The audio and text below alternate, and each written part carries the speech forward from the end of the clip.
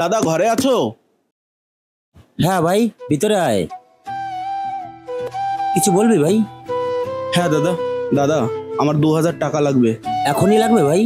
না দাদা, এখনই লাগবে না, বিকালে দিলেও হবে। আগামী সপ্তাহে আমাদের কলেজ থেকে পিকনিকে যাবে, তাই টাকাটা লাগবে দাদা।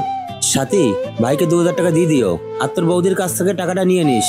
ঠিক আছে দাদা, আসি তাহলে।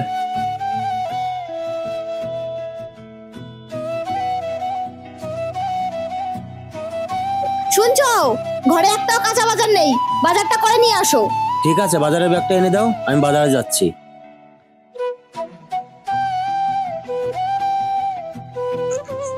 এই নাও বাজারের ব্যাগ।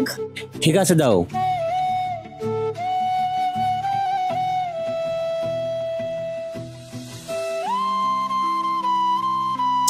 মোবাইলটা রেখে আসছি। বৌদি, সেই টাকাটা দাও। কি শুরু করেছো তুমি?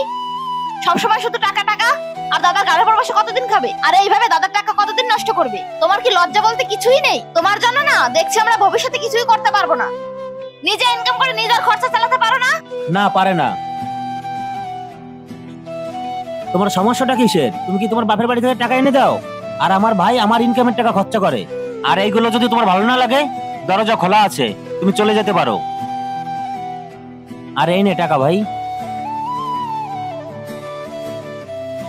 সাথী, এখনো সময় আছে, নিজেকে শুধরে নাও।